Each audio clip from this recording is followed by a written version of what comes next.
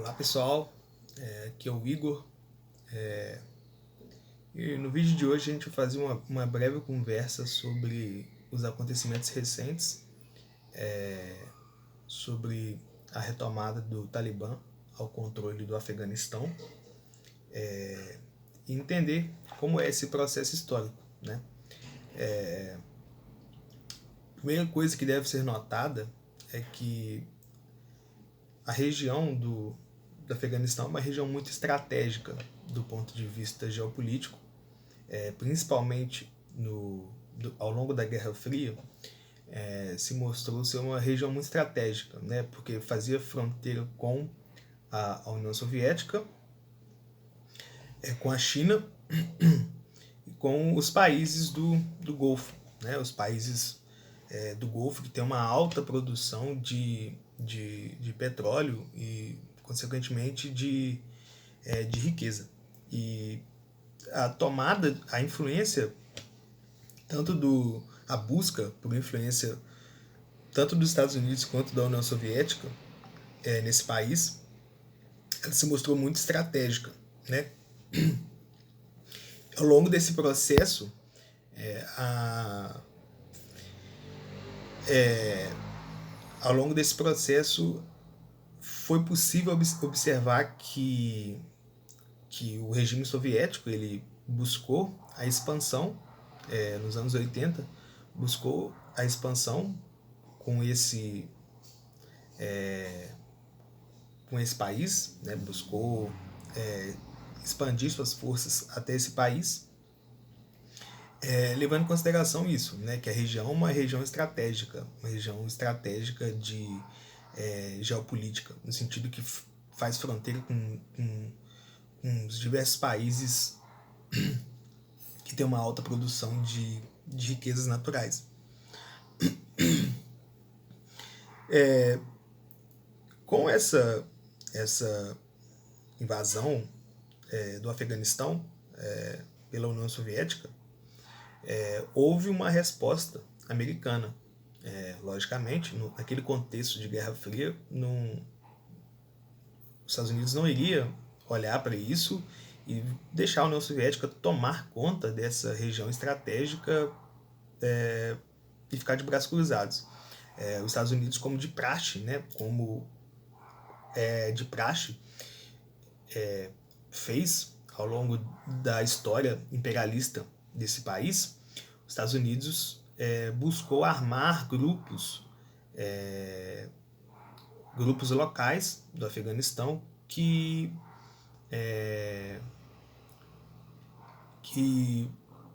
iriam se defender, né? No caso, iriam lutar contra as tropas soviéticas, né? Num contexto em que a União Soviética já estava em profunda crise, né? Já estava quase acabando, o regime socialista já tinha se demonstrado como algo incapaz de ser levado mais adiante. Então, de certo ponto, foi fácil a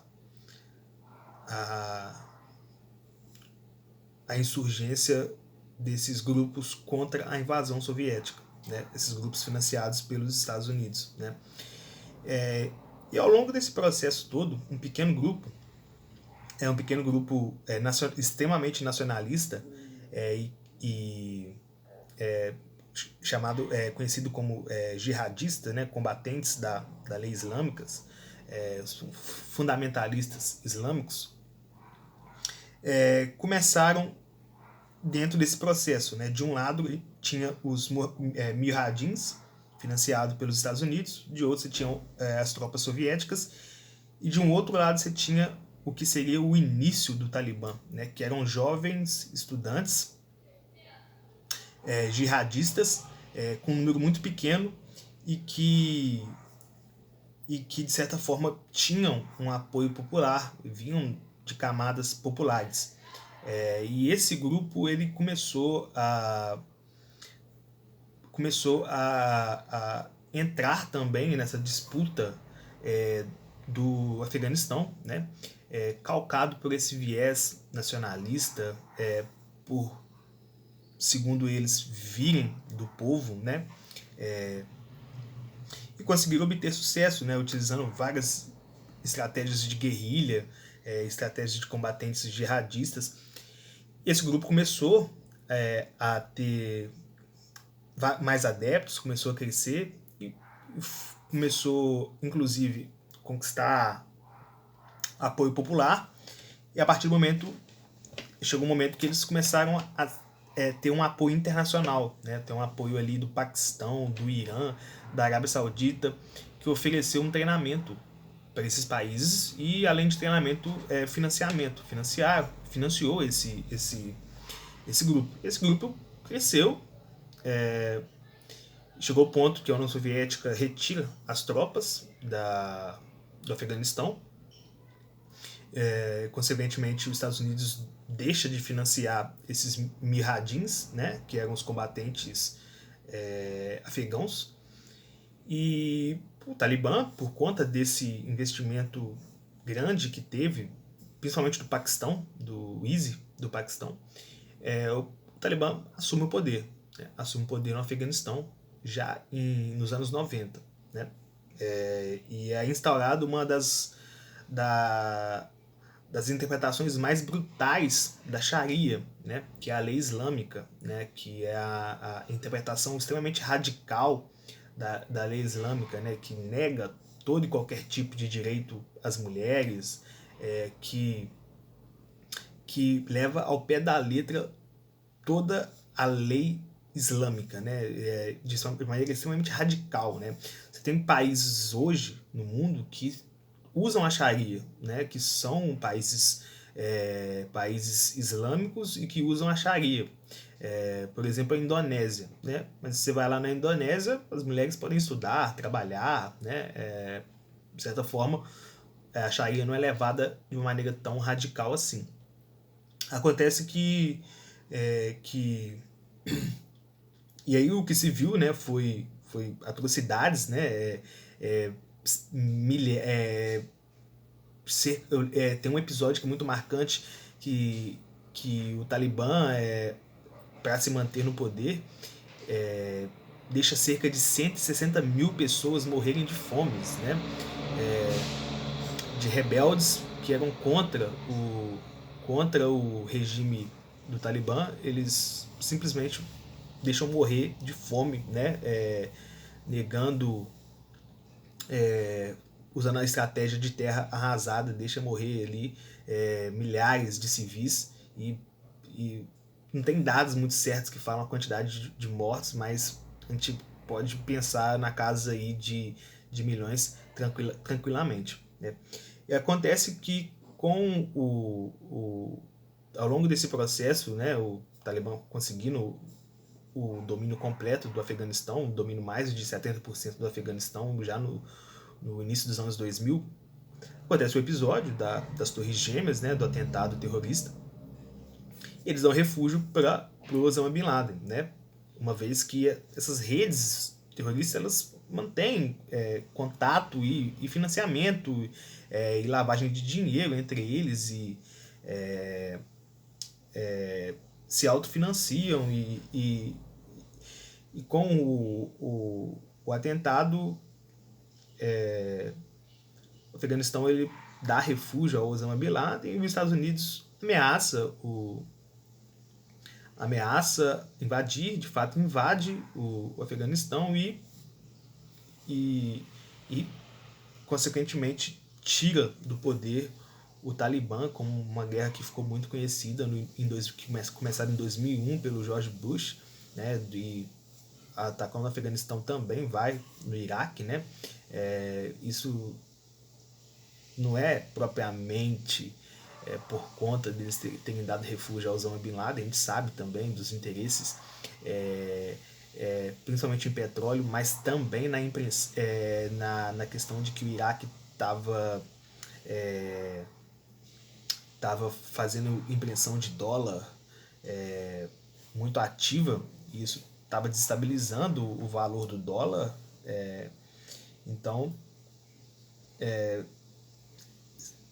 o que se sabe, o que se fala é que deram refúgio ao Osama Bin Laden, mas também, né, houve também um interesse americano em interesse geopolítico americano, né, claramente isso, né. E ao longo desse processo todo, né, já passando aí, cai o Talibã e aí você tem você tem a República Islâmica, que foi apoiada pelos Estados Unidos, que toma o poder, e as tropas americanas ficam 20 anos, mais de 20 anos no Afeganistão. E dentro desse processo todo, os Estados Unidos chegou a gastar mais de US$ 1 trilhão só nessa incursão militar, o que é muito dinheiro, né? O que é muito dinheiro. E todo mundo sabia que mais cedo ou mais tarde os Estados Unidos iriam tirar a tropa do Afeganistão. Porque é inviável manter isso do ponto de vista econômico e do ponto de vista civil popular, né? Você não quer manter americanos lutando uma guerra ali que muitas das vezes não faz sentido, talvez, para o Ocidente, né? Então era questão de tempo até que os Estados Unidos retirassem as tropas e assim foi feito, né? Assim foi feito. O cálculo americano foi muito errado, né? Calculava que ao longo desses 20 anos, né, os Estados Unidos treinou as tropas do governo islâmico afegão, se eu não me engano, Omar, Omar que era o,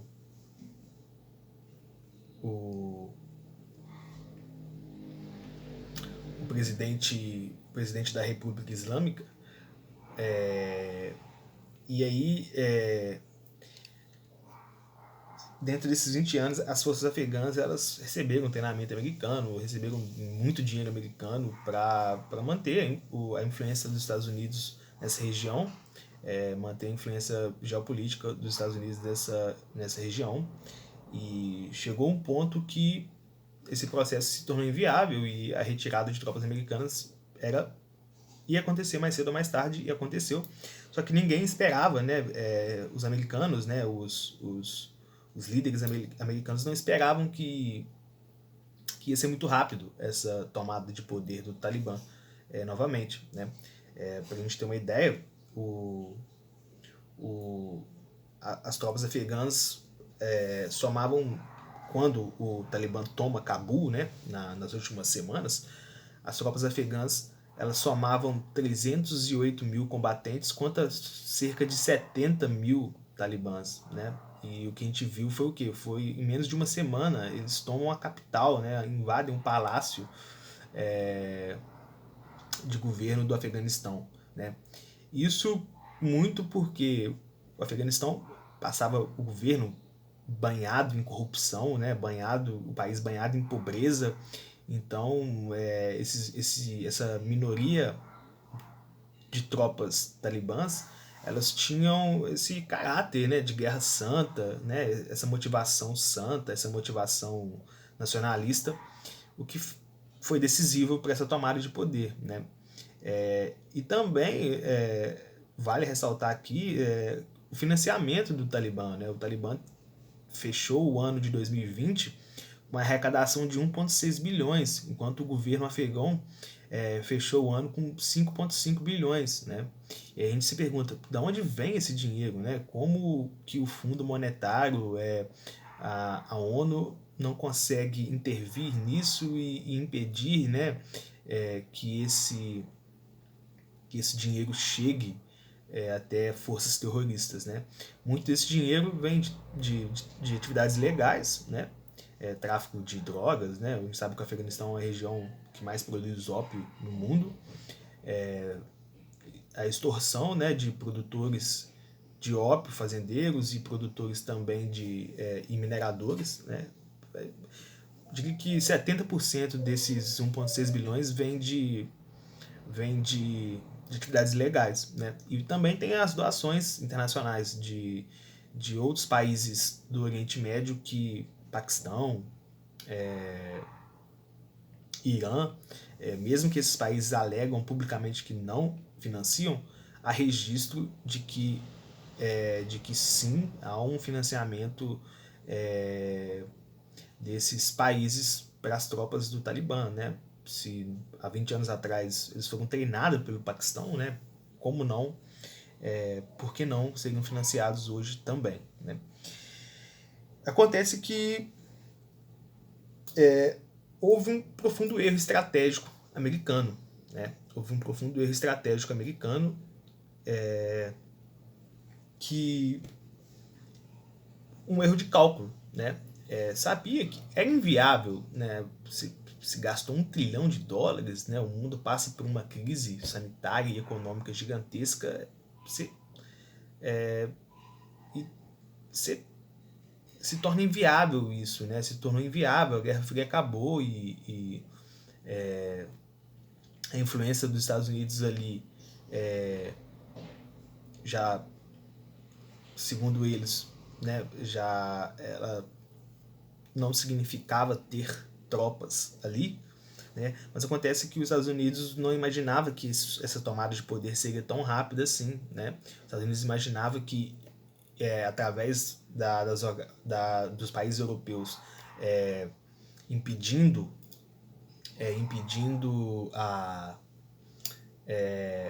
fazendo embargos econômicos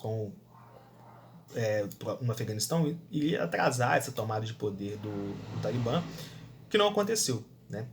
E aí a gente olha hoje o país, né, que de fato você tem 99% de muçulmanos no país, mas ainda assim há muita resistência do país, há muita resistência. A gente vê no leste do país uma marcha de mulheres se rebelando contra o Talibã gigantesca, uma marcha de afegãos se manifestando contra esse governo do Talibã, esse novo governo, esse grupo terrorista que tomou o poder, pessoas de uma coragem gigantesca, né? Cabe aqui ressaltar isso.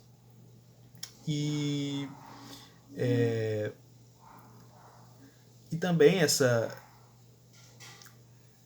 esperavam que o Talibã vai à vontade do povo afegão e tal, né? Não é bem assim, né? A gente já está vendo que já está tendo vários atentados a cristãos. Um jornalista alemão teve seus parentes mortos, né? Porque não conseguiu chegar. Eles já estão buscando encontrar pessoas com ligações com os Estados Unidos e estão matando essas pessoas. E não era de se esperar outra coisa, né? Seria muita ingenuidade esperar outra coisa, né? O que vai se esperar agora é a Sharia no nível mais radical dela sendo aplicada, e uma mancha profundamente triste na história americana de um erro estratégico gigantesco, né? Um erro estratégico que está custando a vida de milhares e milhares de civis afegãos, né? Então, o que a gente espera nos próximos dias é que já há a tendência de que a Europa, os países do Ocidente, estão mantendo o isolamento, né? Estão buscando somente o controle através de barganhas, embargos, confiscos através do FMI. O que a gente pode esperar é que talvez, né, a Rússia e a China vão se aproximar mais do Talibã, e essa aproximação ela vai ser, talvez dê mais poder e legalidade, né, para o Talibã.